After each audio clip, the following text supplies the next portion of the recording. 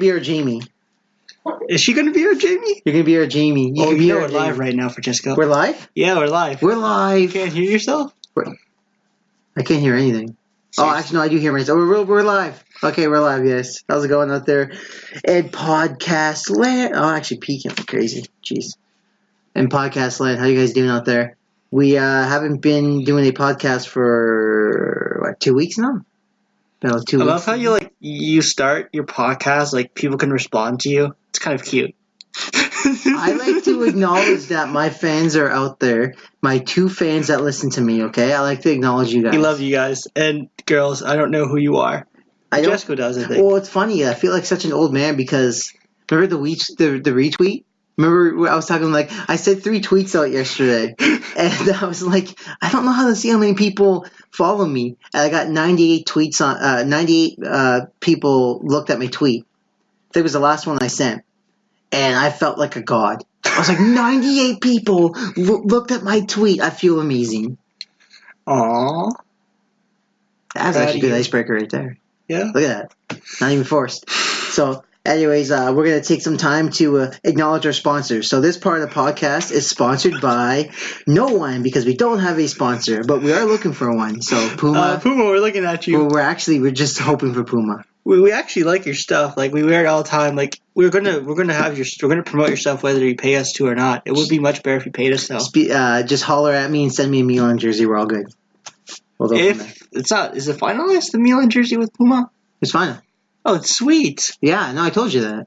Okay, I completely forgot. I'm so out of the loop with everything. I told you that. How do you mean how you out of the route? How you out of the loop? I guess I'm just not paying attention. Words are hard. Okay. So, yeah, no, first segment. Look at this, guys. We actually have notes today. We're actually They can't see it, but we say we have notes, so they have to trust us.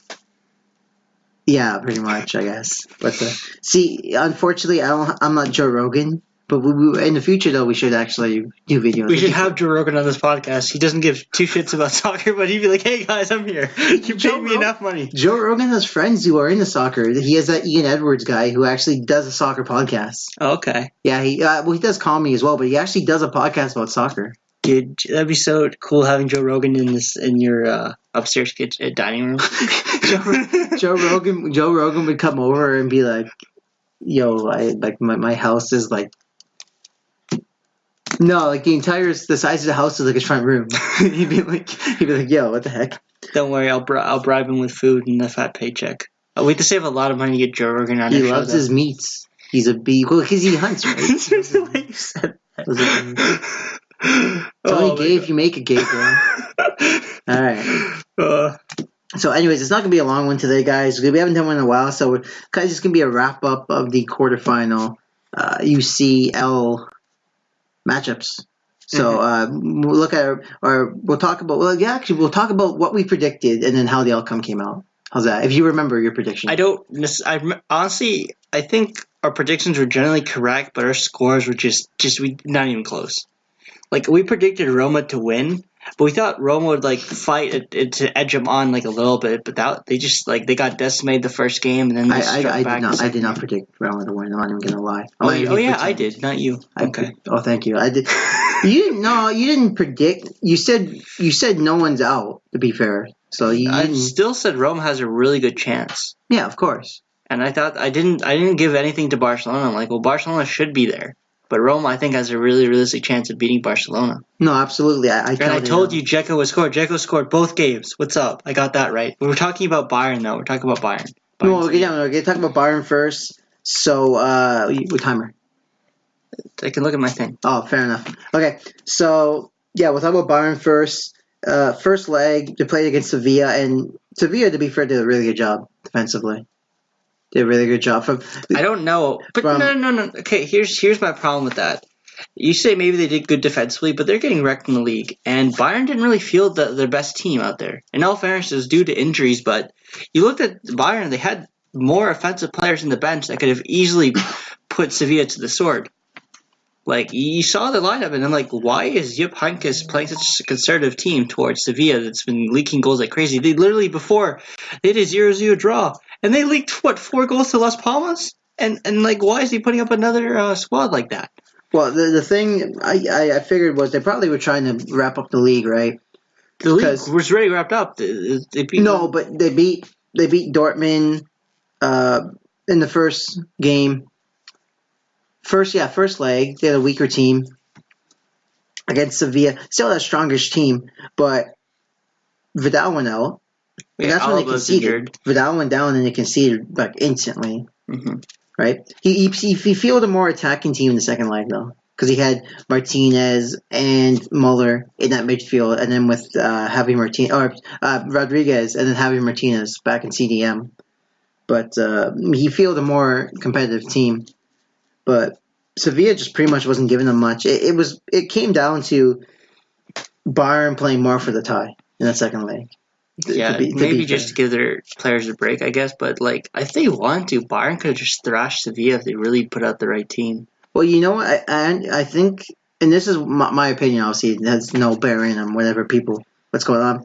But my thing was probably they know whoever they're gonna face, whether you face Roma, Liverpool, or Madrid in the next round. If they go up against Liverpool, you have to be rested. Mm-hmm. You have to be extremely rested. So I can understand the conservative play if you can afford it. Going back home up 2-1 is kind of a risky one. They should have at least, if they were going to play conservative, at least score another 1 or 2 goals. You know what? Yeah, I can understand that. But also, I've seen from some of the highlights, because just to let people know that we didn't watch this game. No, we watched the highlights, of course. We're talking about things that we can't talk about, But for instance, there was a really harsh foul of Lewandowski that should have been called. That he has do you see this bruised black eye he has? I did not actually. Yeah, he had a black eye. He had to be taken off. Wagner. Well, it wasn't. It just he was upset with it. And he called out the ref on social media and stuff like that. Apparently Sevilla played from what we've read a very defensive game, but again, Bayern wasn't really pressuring that much. Give credit. Our mics are awesome. We don't want to be here. We need to cancel out the background noise. Our mics are still awesome. Can't get over how good our mic quality is. Yeah, no. In the end, like I said, we said Bayern were going to go through. I believe I predicted Bayern would win 2-0 in the first leg. I think they won 2-1, and then went back home and tied it 0-0. I think I predicted Bayern to thrash. No, actually, no. I made predictions. I said if Bayern puts out their team, they can probably take them 2-3-0. But I said that if Bayern puts a more conservative outfit, I don't think it's going to be like a steady win. So. Well, because they've changed to high pressure counter under Heineke's, and I think he understands that with an aging team like what he has, you can't play that every single game in and game out. Mm-hmm. So I can understand the conservative lineup, and I can understand the conservative play in this one. Like you said, I would have much rather liked to see them go for it and maybe put in another one, but I can understand where you're coming from. If you can afford to play defensive, go for it. I don't agree with it, but I can understand where he's coming from with it. Yeah, you'd rather have a more rested team and fresh team for the finals. But you know what? I really like what he's doing with Lewandowski and Wagner. He's rotating them a lot, so come the World Cup, Lewandowski's going to be fresher than most players because he's getting a lot of resting time, and he's being reasonable too. 70, late 70s minute, giving him rest, putting him on as a sub. Sometimes even earlier. Yeah. Just, you know what? And Lewandowski doesn't seem too bothered by it. I think he understands. He's like, I want you to be in top form. And he knows, we don't need you right now. You're already top goal scorer. If you want to break a record, fine. But, you know what? I think Lewandowski understands because if they make it to the Champions League, they want him on his best form. And he probably wants to be on his best form come the World Cup. Physical form and performance-wise as well. Right? Well, one question before I move on to Roma. I just want to quickly ask you, do you think Wagner makes the team, German team? Do I think Wagner makes the German team? I don't see why not, because he's a perfect option off the bench. Second, huge chunk of our Germany's team is still heralds from the under-21 championship team that they had. So he already knows. In 2009. Just let the people listening know. 2009. Yeah. Was it the World Cup or Euros? I forget. 2009 Euros. They beat Italy in the semis, I think it was, right? But like that German team, like these players, like you had at the time, like an extremely promising right back, Andreas Beck. He just plays in Stuttgart, just kind of average. He's doing well there, though. He's doing well, but still, in comparison to what we need, is average. Yeah, no. But he's played with the guys before, so he knows them from back in the day, and he plays well with the team. He has a pretty good shot. Same with Werner. They have a great goals per game record for playing for the national team, and I like how he brings a different dimension. Germany doesn't really have a quick team, so it could be more for the games where we're trying to break down the team slowly, build up slowly, and just throw balls in the box. He'd be great for that, you know. He's great and he's better for those games that we're just trying to put it away. And he again brings a different option. I don't see why Wagner won't make it. I think most likely it comes down to Vanna, Wagner, and Gomez. I think they're going to make the team. Not Pedersen? Pedersen? 13 goals is a lot, man. I'm not saying that it's a lot. My thing is, it just comes to terms of the bias and the coach. Like we've mentioned this before with the national team coaches. They shouldn't be too long in coach because next thing you know, they bring all these players that they just know and they're comfortable with. You know, they bring him because he's on the certain team. It's like, oh, he's on Bayern, he knows a lot of the national team. In all fairness, that is a very reasonable, it's a very plausible reason to bring him on the team. He already knows he already plays with a bunch of players that play on the national team, so there's chemistry there. And he's effective when he plays for Bayern. And he's effective when he plays for Germany. It's why wouldn't you bring him? Because he's proven. Yeah. Right? Gomez is already proven. He still comes to the national team. He does well. Werner, he's also proven so far. Well, Werner's guaranteed. Unless he gets injured, he's guaranteed. Yeah. Let's be honest. There's no way he doesn't make Pedersen, he's played for the national team before. He just doesn't click for the national team. And I think it's down more to bias. And just, you know, you're stuck to your favorite, like playing the favorites, which is really unfortunate. Because that's one of the reasons why they haven't brought is it Philip Max? No, Max Philip. Max Philip, yeah. Philip Max. No, it's Philip Max. Philip Max, I was right. But here's the thing about Philip Max. Okay, maybe he's not what they're looking for as a fullback. Why not bring him up as a wing? Like we're not bringing up El Arabi yet. He's one of our best wingers, and he's played well for the national team. You know, he's barely played. You know, he's not bringing up because he hasn't played consistently played all season. You know, because he's coming off the bench a lot, not getting too many minutes. But you have Philip Max.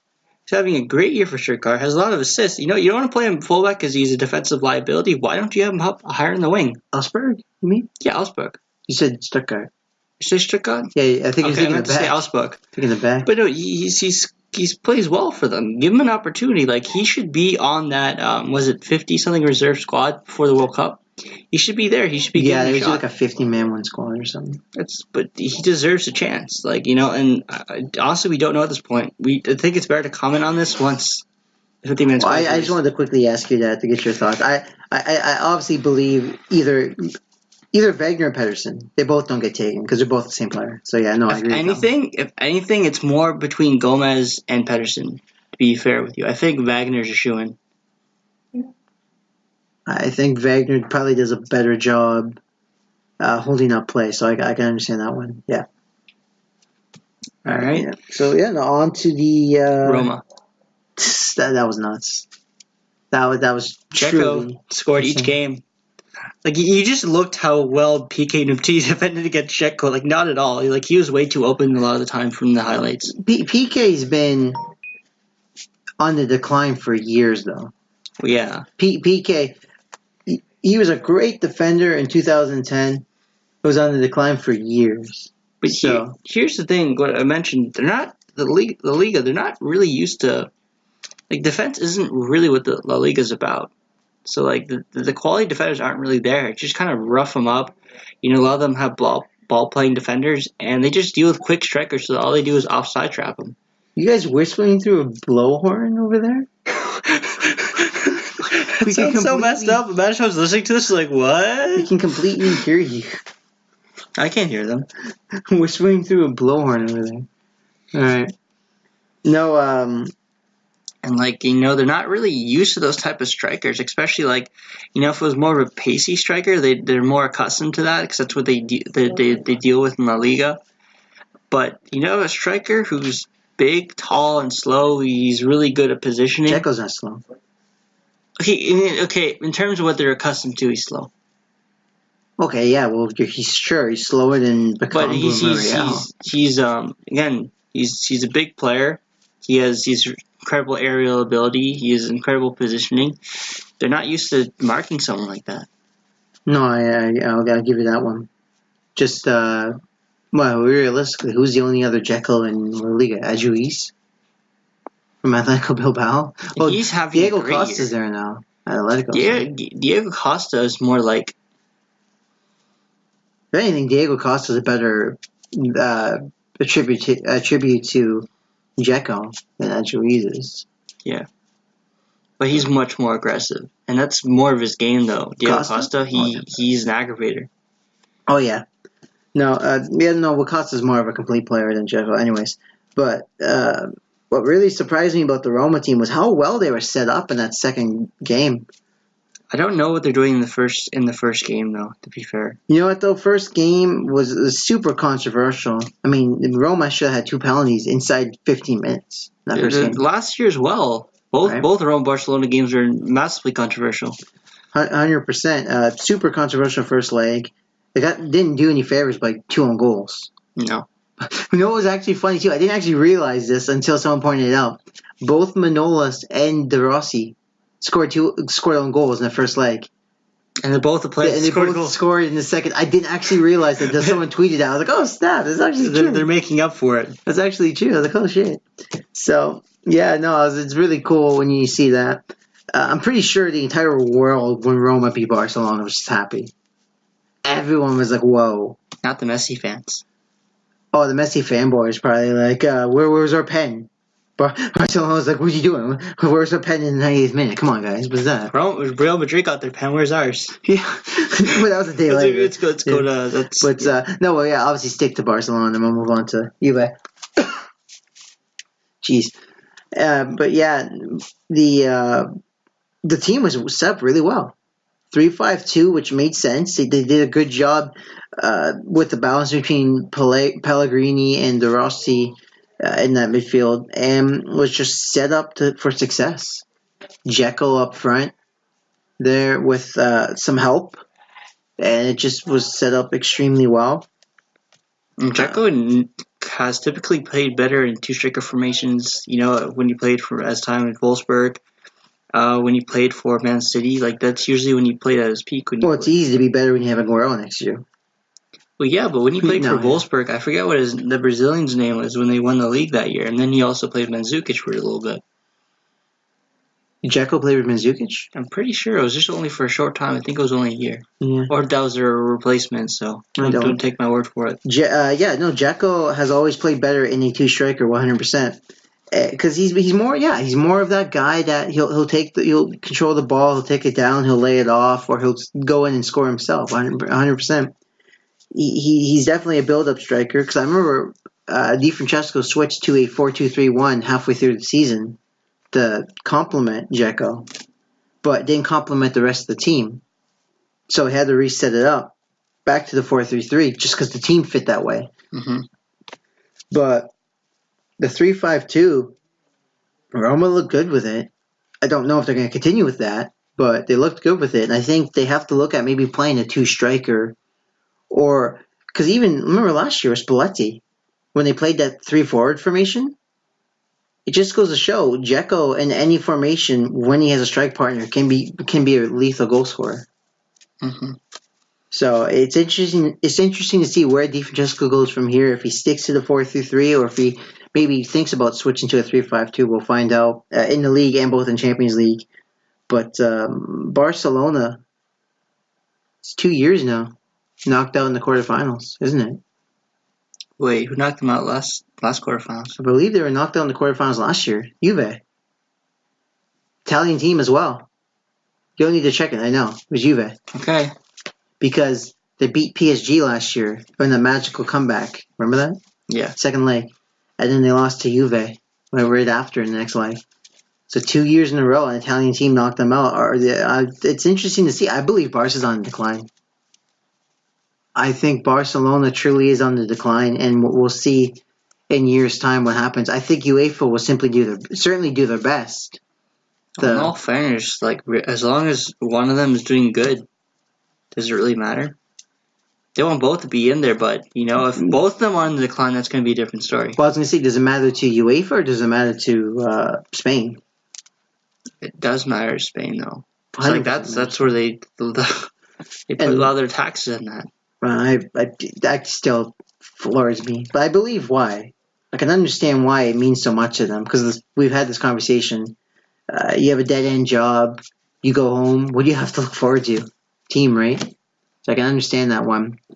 But my issue is with Barcelona. Messi's not going to last forever. Messi can maybe play good. He's 29, Messi, I believe?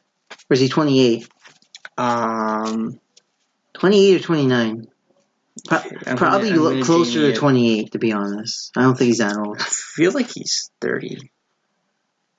So he's not that old. Messi's been around for a long time. Are you sure? Cool. He started at 16.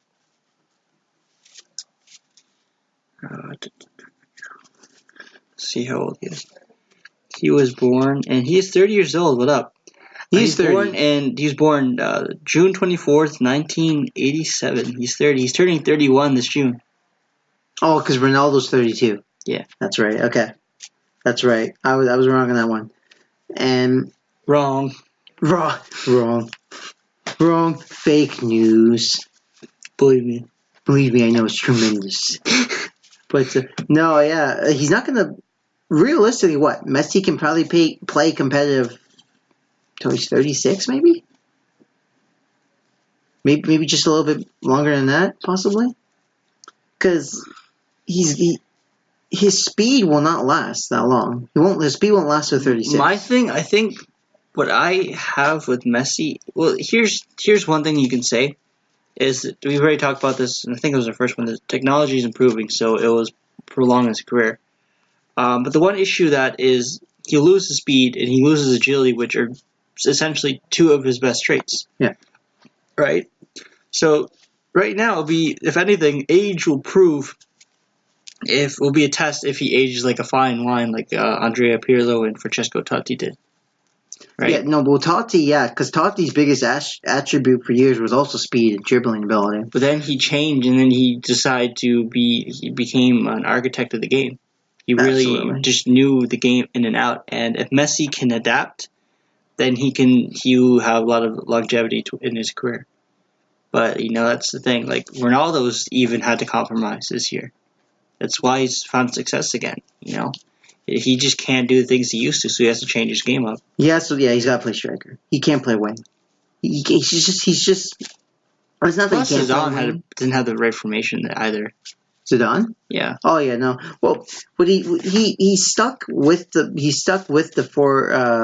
classic Milan formation, the 4-1-2-1-2, and he stuck with it for so long, and fans couldn't. Fair enough. Fans couldn't understand why, and he kept saying, "Well, play with wingers, play with wingers, play with wingers." And the problem with that is Ronaldo's almost past it now. He's getting slower. He's not going to get any quicker. He's going to decline in pace, and I think you have to play him striker. Which in all fairness to him, he has exceptional positioning. So I think that's one of the things that can keep him around for a good while. Because he knows where to be in the box. Ronaldo switching to striker, he can play till he's 38. I'm serious. Just that alone, he can play till he's 38. Mm-hmm. Because Ronaldo, the way he took care of his body and the way he's built and the way he's so quick. He's not going to be like an Ibra, where Ibra will continue to decline in pace, not in strength and physical and whatnot. Ronaldo can keep not so much be super fast, but he can keep that pace for a very long time. Well, how his conditioning is beyond exceptional. The team he has that helps him keep in top physical shape is incredible. Like he takes care of them because they take care of him. Oh, he pays them extremely handsome. Like when his physical trainers can buy like a $6 million mansion. Didn't he like gift them cars or something? He's gifts when he won the Champions League. Yeah. Like, cause here's the thing, like they're part of the reason why he is the way he is. Because like there's only so much he can do, but these guys are making sure that he's at his best, right? So it's on to what? Let's cap that off with Madrid and Juventus. Might as well go into that. I already talked about Ronaldo. Yeah, always talking about Ronaldo, that guy. Yeah, well, the first game was I don't know how just Juve collapsed. Juve collapsed that game. I was watching the first half and it was really back and forth, but you can tell Juve had the advantage on them. Like they're giving it to them, but they just couldn't find the back of the net. Like they just couldn't find Keylor Navas. I was massively wrong. Keylor Navas. I haven't seen him play in a while, and he is an incredible goalkeeper. I'm sorry, Keylor. He didn't play well. He didn't play too well in the second game. He played well. He played incredible in the first, but trying to say essentially is he made a huge big saves, but Juve just couldn't put it past the net. They just couldn't put it past the goalie. And you know what? Then they're tired and they changed their formation, their tactics, and then Juve Real Madrid just capitalized and they just tore apart, and like a lot of that was avoidable. The team was set up wrong to begin with, because it was really back and forth in the first half, yes, and in the second half. But Barzagli at right back was constantly getting beat. De Chilio was playing right back. And it was De Chilio. I was thinking Barzagli, but then it was De Chilio because Barzagli was against Tottenham. Yeah, it was De Chilio. And there's a reason why he was subbed in the second game. Subbed 17 minutes. He gets taken off for Lichtsteiner because he's just... In all fairness, though, why didn't Lichtsteiner start any of those games? Like, in all fairness, the first 15 minutes of the first leg, De Chilio had a blunder, but towards the end of it, he was being one of the more consistent players. De Chilio? Yeah, for the first leg, I found. Struggled at first, but later on in the game, he really kept it. But when you're down 3-0, yeah. No, but the problem is they didn't have the right midfield. The team was set up completely wrong. Yeah, the team was completely set up wrong. The 4-4-2 made no sense. Half the time, Costa was left stranded on the right-hand side. Well, they were left or right. I believe he played on the right. He played right. He had Asimo, I think, didn't... Oh, he was on the left. I'm a huge fan. Asimo played left back. Yeah. And then, I forget his name. Alexandro, yeah. Played left mid. He's playing left mid. I'm like, honestly, Alexandro should have been playing left back that game. And you could have had, Douglas Santo on the left. And why is Juan Cuadrado not playing? Like, he's an incredible player. He does great things for Juventus. He's had a good season for them coming off the bench.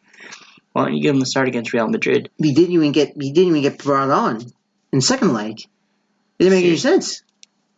I didn't understand it. It's like he was afraid to make a sub in that second leg. I didn't understand it. He was doing so well. They cap off this unbelievable comeback, which not many people thought was possible, heading back to the Bernabeu. And he doesn't bring him on. He doesn't make any subs. And I'm thinking, what are you doing, man? But if there's anything these two legs determined, it's that Isco, if he stays in Madrid or if he leaves, will be world class. He is unbelievably talented. If he's getting consistently started, which isn't necessarily the case. I think the probably best bet is to leave Madrid because it doesn't make sense. It just doesn't make sense. I hate to say it, but I think he'd do really well at Man City. Man City would suit him extremely well. He actually worked at Liverpool because he would be what they were missing from Coutinho, even though necessarily they still play incredible without him. He'd be advantageous to them. Dortmund would never buy him, but Dortmund could use a guy like that in their midfield. Depending on the coach, if they're getting rid of the coach. It really depends because PSG? PSG is another team that can use a midfielder like him. Here's the thing with PSG. I don't even want to go to PSG with all the transfers they have. Apparently, Thomas Tuchel is going to PSG, and he wants to bring Weigl and Guerrero. I'm like, but you already have a midfield of Rabiot and Verratti and all these guys. Like, why do you need to bring why would you have Julian Weigl and Marco Verratti in the same midfield? Like, I would love them together, but you don't need them together. Well, it's not that you don't need them together. It's that, again, you need a guy that's going to, like, when we were talking about the game against Madrid, you put Rabiot, Mata, and Verratti, they're all the same players. Mm-hmm. They're all the same players. So it's not that you can't have a midfield of Weigl and Verratti. It can work, but you need a guy going forward. That's why a Draxler made sense, or a Pastore made sense. Mm-hmm. Or, like I said, an Isco makes sense because he's going to dart forward all the time and play more attacking. So it's not that you can't have that. You need that attacking player going forward. Well, that's what Guerrero would be there for. Guerrero is nowhere near the attacking threat. No, yeah, obviously, but he wants to bring him over because he's comfortable with him. He's played with him. He's seen his potential, and he sees that he's what he's looking for. Yeah. Right. No, I can understand that. But we should get back to.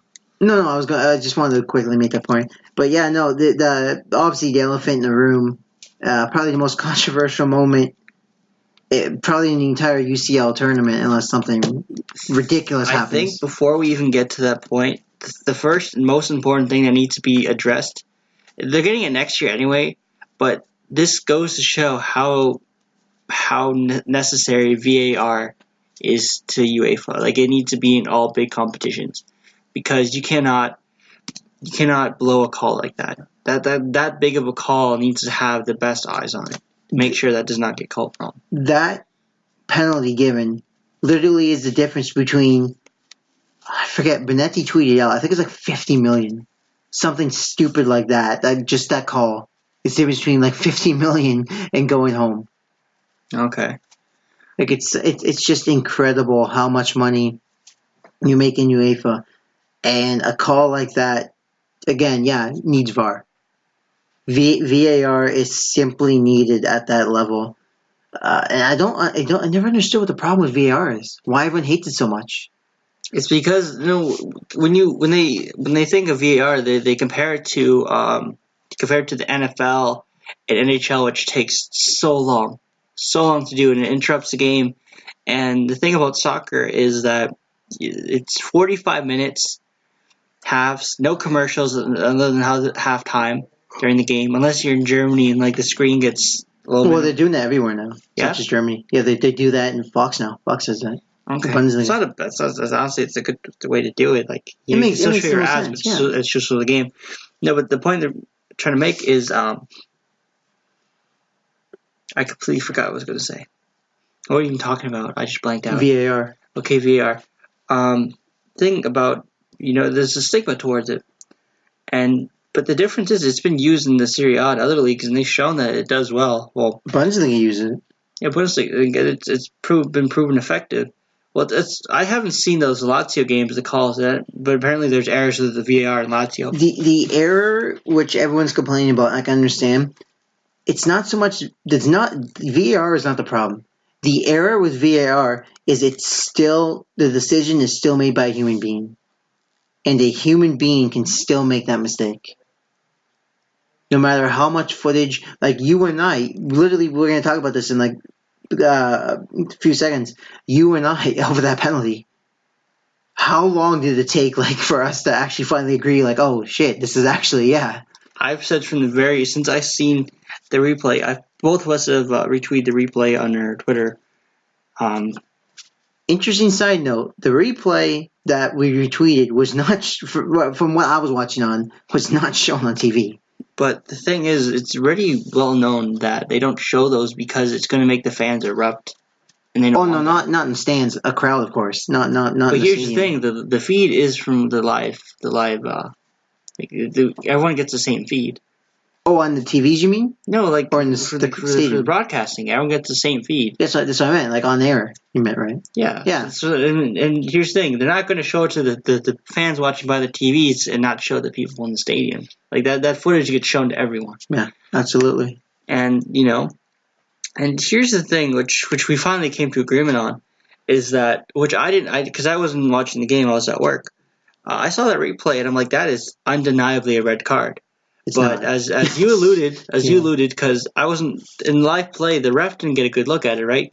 You elaborate. No, it's just you watch. If you watch where the ref is standing and where the foul happens, I mean, he's outside the 18. There are so many players in his way. A lot of things happening. And look, when a play like that happens, you see the ref take time. Maybe sometimes he will take a couple seconds to call it just to be sure.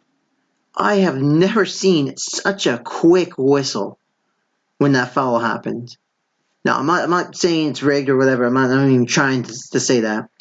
But, honestly, I'm really not. UEFA Madrid. It doesn't work. UEFA alone works the best. Yeah, I guess. But the whistle went so quick. The second Vasquez went down, he instantly blew it. And I was like, yo, that's really, really quick to judge. Mm-hmm. I mean, that's something else with everyone in your way to call that. Even, and I don't condone Buffon's actions, but Buffon running out to the ref and losing his mind, honestly, in a way, I can understand where that comes from. He's so passionate about the game. This is his last chance at the Champions League. I think he's going to retire at the end of the year. Hopefully, I really think he should. This is the last chance at the Champions League, and to go out that way, that's tough. To make a call in a game where you let a lot go. To be fair, towards the end, you started giving a lot of yellows out to both teams. It wasn't one team he picked on. It wasn't both teams. Well, then he might have been addressed at halftime, saying, "Yo, you're letting a lot go." Possibly. It does happen. No, possibly. Like I said, my thing was that is such a big call to make in the 94th minute of a quarterfinal game. After a comeback like that happens, and it sounds like I'm being biased towards Juve. I'm really not trying to be. That is such, and I would have made the same point for Madrid. I honestly would have. I don't think it should have been called either way. But I made this point to you. Does that call get made if it's at the other end? If Higuain goes down, say Higuain gets taken down by Vallejo, does that get called? I don't think it does. I don't think that call gets made. I don't think that's a penalty if it's down at the other end. Vasquez goes down in Juventus' box, it's a penalty, and I think that's a little intriguing. Actually, this is kind of really random. I just because you said Vallejo, I'm like, wait, Ramos. Oh yeah, Ramos. That's how he was out. Yeah. No, but did you hear what happened? Oh, he's behind the bench. Yeah, and they could he could potentially be banned for the first leg of the semis. There's which no way. It sounds silly, but it's clear in the rules though. But we don't think it's gonna happen. There's no way. I can't see that happening because I'm being 100% honest. But there's no way Madrid draws Bayern. That doesn't happen. Madrid gets Roma or Liverpool. There's just no way they're gonna draw Bayern. I would love to see Real Madrid Liverpool. That would be a nuts game. Being honest, I think they're gonna draw Roma. I can't see Madrid not drawing Roma. They're going to draw the easiest team. Maybe that's just me being conspiracy theories, but I believe it's going to happen. But I would love to actually see Liverpool go up against Madrid. Mm-hmm. I would love that. I think Liverpool could really set Madrid on fire. But that call is such a damning call to make. It's so late in the game. And like I said, there's no way that happens if a Juve player goes down in the box. That doesn't happen. I think the other problem with that, too, is the consistency that's happened against them in the Champions League. I remember a couple years ago when they played, was it Barcelona in the final? Who, Madrid or Juve? Juve, yeah. Yeah, and then you have Dani Alves blatantly shove Pogba out of the box. He tackled him. Yeah. He literally tackled him. There's nothing. Or nothing. It wasn't even talked about after. I don't remember hearing about it, at least afterwards. It was basically is hardly discussed. I think my favorite comparison is when they compared the Barcelona team to the 90s Milan. That's hilarious. The 90s Milan would put that team to shame. That's hilarious. Here's the thing I don't understand and with them is that you look at that Milan 90 team, one of their biggest assets was their defensive line. Yeah. You don't have the same, like, you can't compare Barcelona's defensive line to that Milan team. The only players that are good enough to make that 90s Milan team, Messi, Suarez, arguably Neymar, maybe Iniesta in his prime. Not Iniesta then, at the time. Maybe in his prime. Who else makes that 90s Milan team? Neuer would probably start. Neuer. Well, we're not talking about forwards. We're talking about the Ter Stegen. Oh, from Barcelona. Yeah. Oh, from Barcelona. I was thinking like out of like all gen level like from now. Oh no! You said Neymar. The entire world. You said Neymar. That's Neymar was on Barca at the time. Yeah. Yeah. No. If the entire world, you could. Still, I don't know if a center back. I don't know if there's a single center back that starts over Maldini and Perez. I'd argue that one, but you could probably, you could maybe fit some players in there. Van Basten was tough to beat at striker. Again, unfortunately, this is before my time, but you watch highlights and you watch the team play, they looked unbeatable. But no, the obviously back to the topic at hand. Again, I'm not trying to be biased towards Madrid because I even said this, and whoever was with me at the time, you can ask them. Obviously, you got to take my word for it here. I said if this goes to OT, Madrid wins. Mainly because they look the fresher of the two sides. Like Madrid, Juve did a great job coming back, but Madrid looked really fresh at the end. Asensio came on. Vasquez looked like he was causing problems like crazy. Asensio was really tough. He's going to be a star too. Asensio's going to be a star. I think that's like we saw it years ago. Like Asensio just under 21 or under 19 World Cup. That's when I first saw Asensio, and the kid was going to light up the world. He's unbelievably talented. Hopefully, it'd be good to see him become their next star. Like he'll be like their player. Madrid? And the best thing is, didn't he come up from their youth system as well? Asensio, yes. So he'll be a true Madrista, and hopefully he can, compare and at least prestige to what Raul did in his career. Because they're completely different players. But hopefully they become as big of a. Hopefully he becomes as big of an icon for Madrid as Raul was, although he was a, massive legend. Well, the Galacticos clause seems to be gone. If you're Madrid, the Galacticos clause seems to not exist anymore. So I think they're going to have to build from their youth up and go on from there. Guys like Asensio and Vallejo. Plus, UEFA's really cracking down. You know what? Here's the thing with the fair play, financial fair play. I think it's bullshit. I think the financial fair play is, on paper, a great idea, but executed extremely poorly. Well, yeah. UEFA, it was a great idea to come up with, but executed poorly. Good night, Mom. Night, Francesco. Love you. These mics are so powerful; they pick up everything. Have a good night. Good night.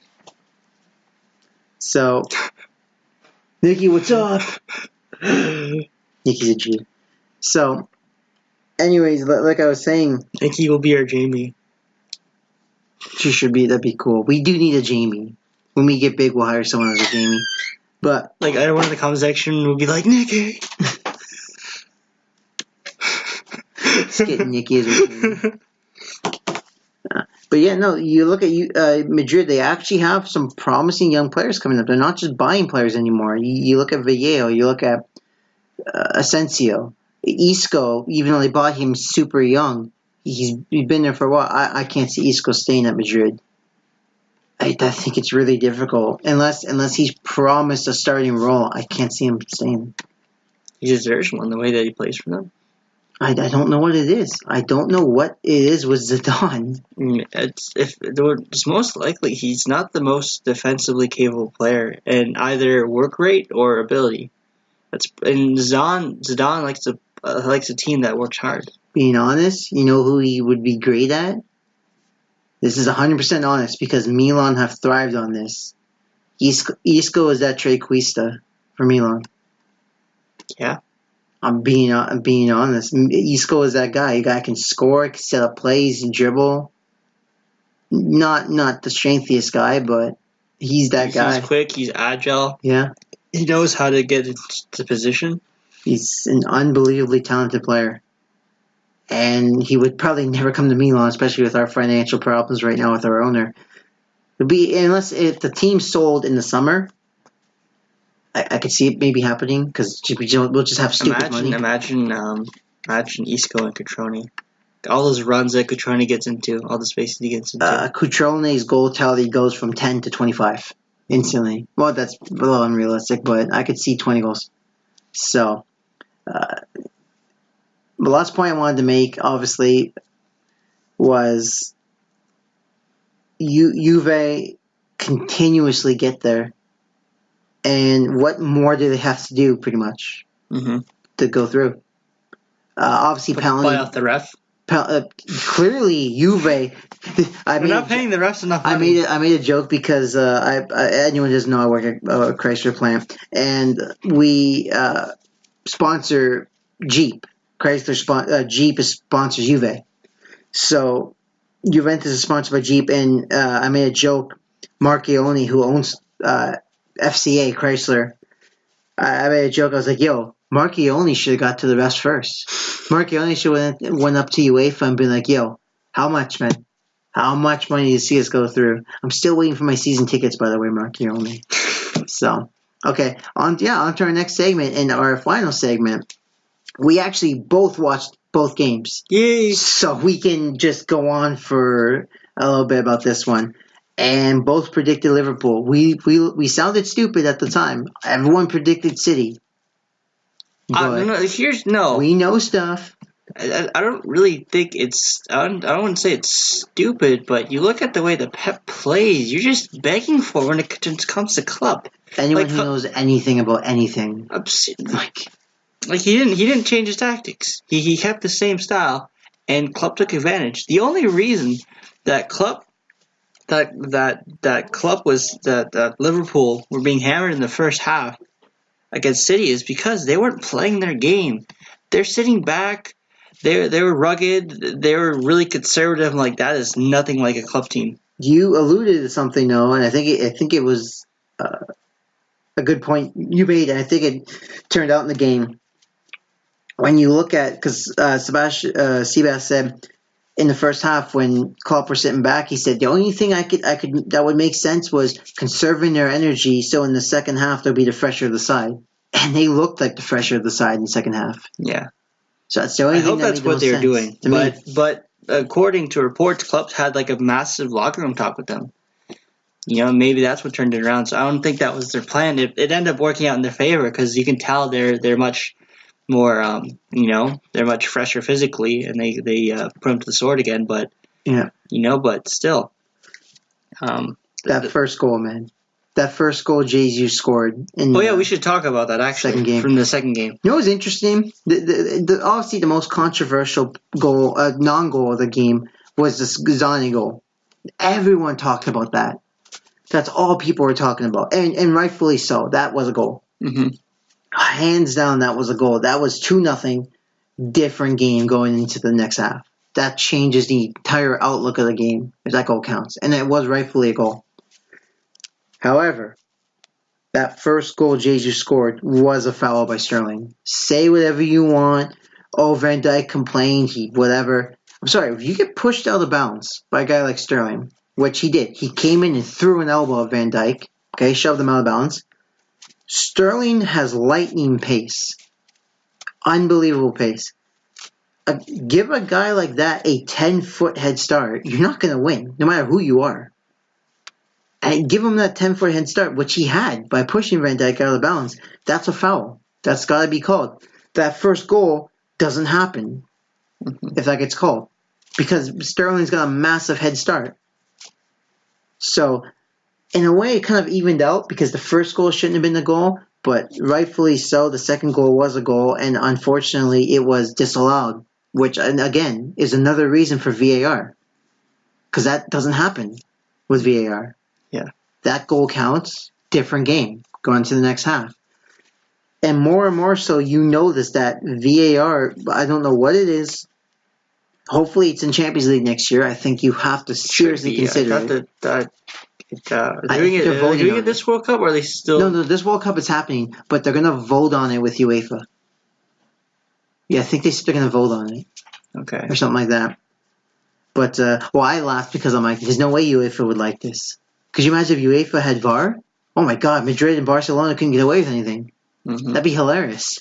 He'd be like, guys, we can't have this. That wouldn't go through. And so I remember in the Serie A for Juventus, and they're trying to pull stuff, and they're complaining like the refs, like, we have video evidence of what you did. And they're like, I didn't do anything. I'm like, when Juve. Oh, it's actually funny because Juve got caught on a lot of their shenanigans that they would never get caught for. A lot of times VAR has gone against them, and it's good to see.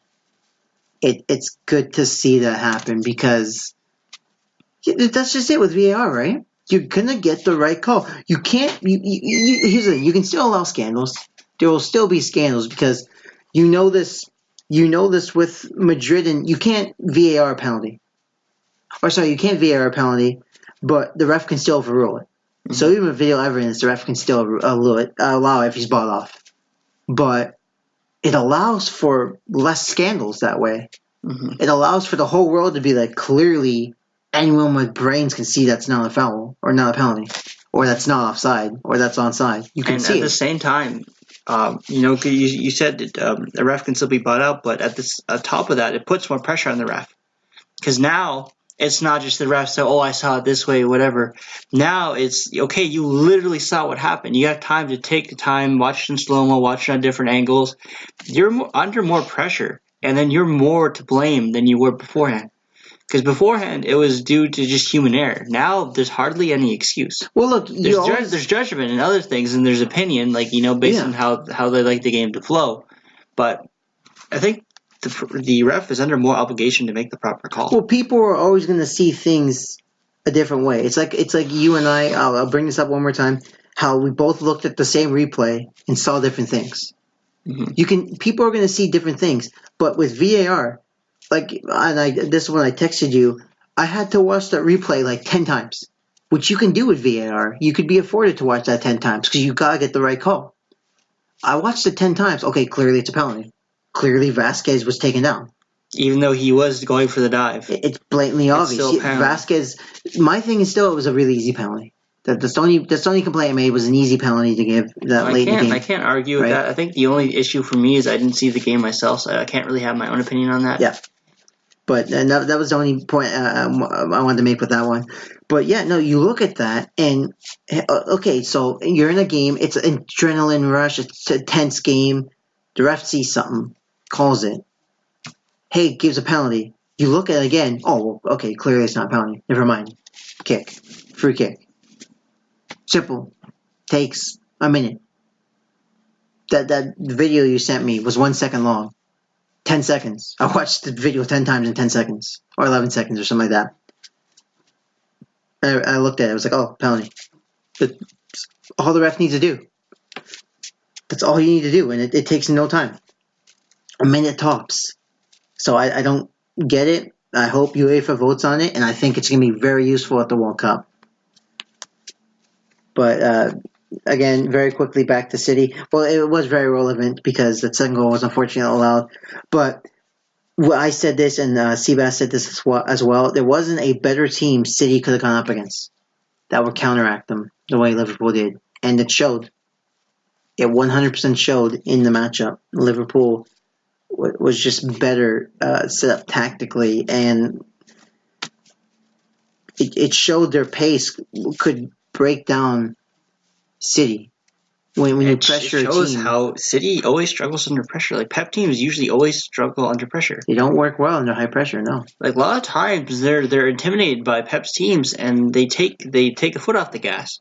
But when teams face Pep head on, they usually lose, and because those teams get stagnated. You look at Juve. Remember Juve had Bayern. Mm-hmm. The second Juve sat back, you play into Pep. You play into Pep's style. And Liverpool kind of played into Pep's style because they conceded 2 goals in the first half. well, technically one, and the other one was obviously called off.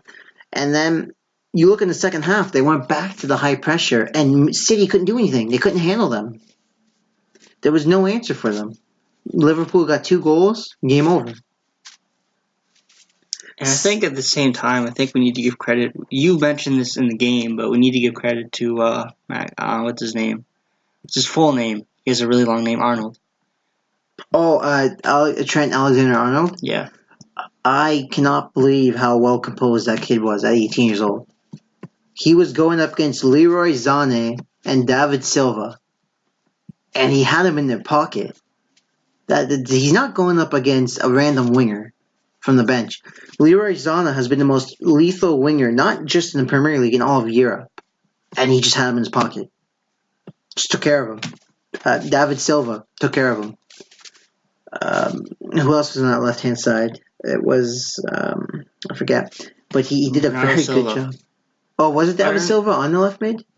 No, it was Bernardo Silva. Bernardo Silva, yes. And did an excellent job against them. Really impressed me. And hopefully kids got a star. England in their youth. Looks like they're finally taking it seriously. Yeah, well, a little you heard it here first. If you guys knew us from beforehand, which I don't really think you guys do, but we were massive critics of England. England has always been overrated. But calling it now, this is one of the first England teams that looks legit that they brought up in a long time. Like, a lot of their England teams have been really overrated. But now, like, they have a complete team. I wouldn't say complete. I wouldn't say complete, but I think they've had one of the best teams they've had in a long time. Yeah. Like, that team is not some team you take for granted or you want to mess with. They look really strong this year. Only thing they have going against them, and it happened in the Euros, whenever they put an England shirt on, they just turn the mush. They turn the shit. I don't know what it is. I don't know if it's the schedule. I don't know if it's the lack of rotation and they're just exhausted. I think the main thing with English players is, well, yeah, they play in the Premier League, right? There's too many games. They can't handle those games, and they're fatigued come the end of the season.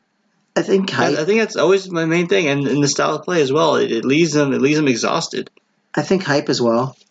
I think the fact that, you remember that photo we saw in Euro 2016? It was a regular team.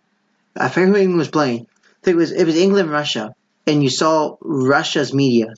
It was like 5 reporters, and then they showed outside of England's hotel. There are like 50 reporters, just all taking photos outside that hotel. The amount of pressure you have as an England player, it's insane. There's not maybe realistically who else holds that pressure? Probably Brazil, Germany. I think Germany at this point, but the media is more reasonable in terms of Germany. We don't overhype it necessarily. The players' egos have really inflated, but the media pressure on Germany isn't as rampant as England and Brazil is, because we understand this is a different team, different setup. The teams that are facing are much different. Players have come from from their molds, and it's just completely different. This World Cup is completely different than the other ones. I agree. I 100% agree. I think they're more experienced too. Mm-hmm. I think Harry Kane and Dele Alli have finally got those seasons behind them, and they're more experienced. Guys like Wilshere, who if he does get picked for the team, would actually deserve it this time and will be fit.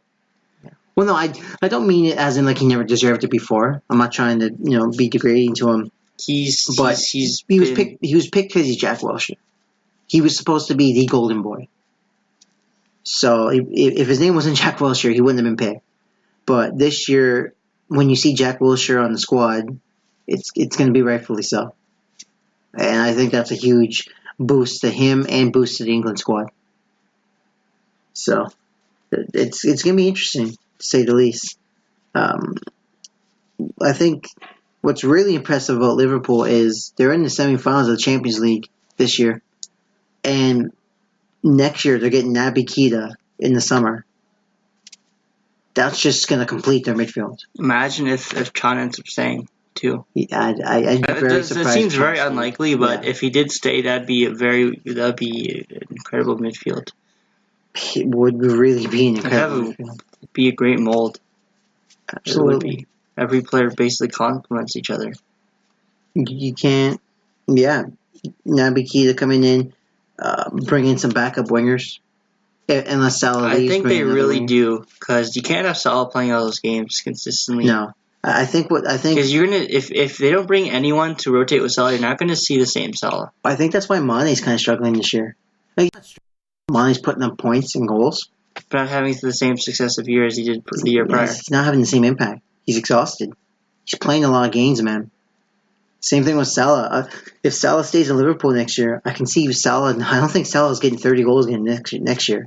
Not if he's playing every game. Here's the thing: if Klopp implements the same thing that Heinkes is doing at Bayern, buying a player and making sure that there's a lot more rotation involved, a player that actually has a depth enough quality for their team, I think that'd be great for them.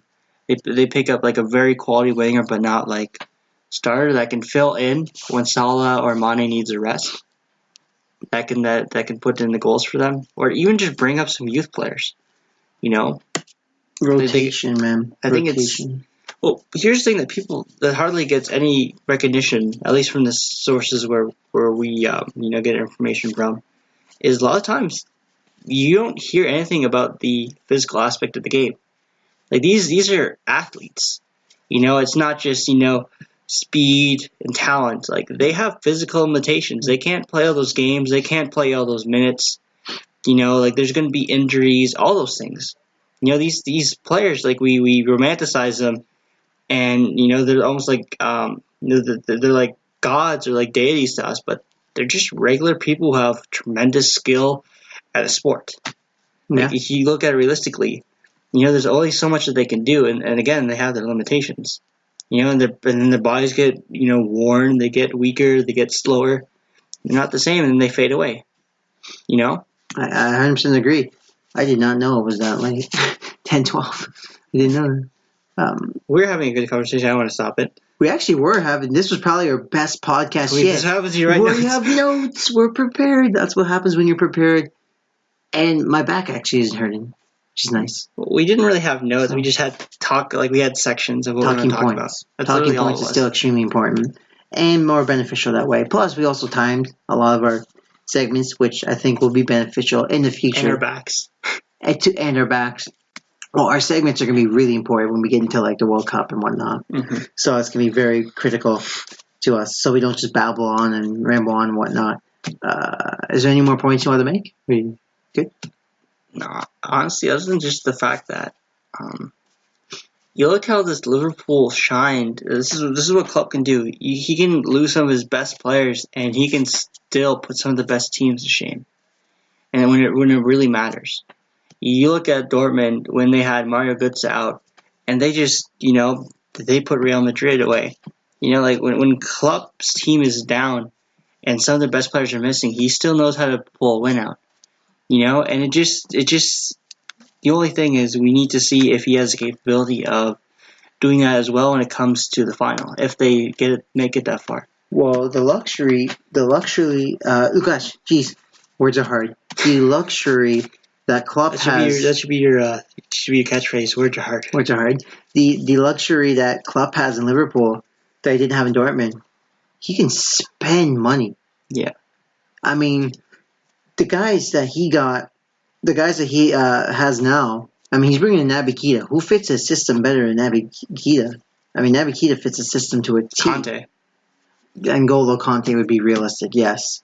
N'Golo Conte would be a dream signing. I think if you had the option Keita and Conte, I think he'd rather pick Keita. Two different roles. But in terms of he had the option of either or.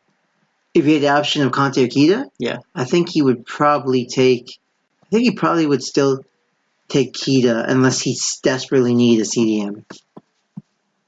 Which in a way he kind of does because Chon's leaving. Here's the thing: he needs a CDM the way that he plays because he plays high counter pressure, decompressing. Yeah. He needs someone who can break up those plays when they're getting hit back. Jordan Henderson's doing a great job, but he's not that player. No, I agree with that. Imagine Conte and Keita. Oh my god. And I know the problem with that though, they have a really small midfield. Yeah, but Conte plays like he's 6'7".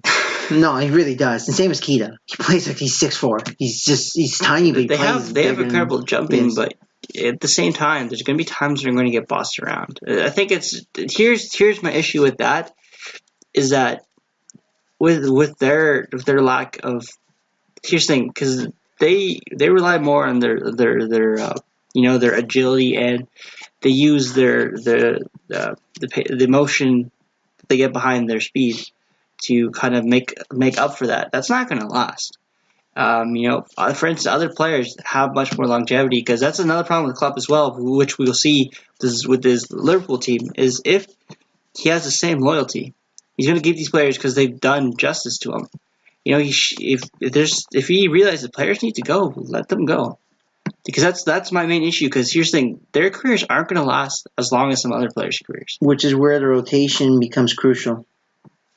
Not just that, but I think that's another aspect. Like those, unless I'd love to be proven wrong, but I just don't think Naby Keita and N'Golo, what's his first name again? Who? Conte. N'Golo Conte? Is it N'Golo Conte? Yeah. I just think their career as midfield players aren't going to go as far as other players. It's just because the way that they play is gonna catch up to them. Yeah. Same with Klopp's style of play. His style of play is going to catch up to his players. Like, he's the type of coach that you need to swap out players like every 4 to 5 years, because that takes a toll on them. I can agree. I agree with that. I 100% agree with that. But it's like you said, with science and medical, we'll see, right? It's getting better, yeah. We'll see. So it might completely change it. That still may be an issue, but that can make up for that. No, that's something we need to see in the future, of course. Absolutely, we can't say anything about that now. I think the only point I really want to make that I haven't said yet was the amount of unpredictability in the Champions League in the last couple of years is slowly becoming more impressive when you look at it. The big teams that were predictable before, and like the Barcelonas, which everyone thought would always be in the semis, the Madrids, who are still there, but could slowly be on decline in a few years. Mm-hmm. And it's becoming more and more of an unpredictable tournament because the media props up these giant teams like they're unbeatable. Just goes to show. We didn't talk about the Europa League, but Salzburg's in the semifinals. Mm-hmm. Who saw Salzburg making the semis? Well, actually, Benetti was one of the few people. Matteo Benetti at the Calcio guy. Yeah, he said they'd give Lazio a hard time, and we agree with that. I still thought he was hyping Salzburg, because he says, look at that team Dortmund had. Like, Royce got injured in the first half. I don't know what happened with Schürrle. Yeah. And the way they set up that team, they're just asking to fail. And they're head full of injuries in their team. They weren't there, Yeah. So, the unpredictability. And next year, there's going to be 4 representatives from Italy, 4 representatives from the big nations. It'll be interesting. Yeah, I feel indifferent towards that. You know how I feel about that. Well, I'm not a fan of that. I'm not a fan of it either, because financially it's bigger. But we'll see what happens. Mm-hmm. We'll see. Yeah, probably the third podcast was definitely our best podcast. Content. It's our best content. Yeah. Yes. See, words simply are hard, everyone. Mm-hmm. So we love you. No, to people who listen, honestly, yeah. I was never more impressed in our first podcast. We had 23 listeners, was it? In all fairness, we didn't get that many viewers for a second podcast. We actually didn't. But 23 viewers in that first podcast. Well, hopefully it turns around, because we actually have some stuff that's worth listening to this time. Yeah. If we can continue this. And again, we're going to have those bad days. It's going to happen. But this is a good podcast, and let's end it on a high note. Let's end it right there. Thank you to everyone listening. And again, Puma, if you're out there, hit us up. That's all for now. I would love to be sponsored. I'm a great actor. I can make one of your commercials. Probably like the worst actor I've ever seen in my life. I'm pretty great. Okay. But yeah, Puma, you holler at your boys. Just send me the Milan jersey.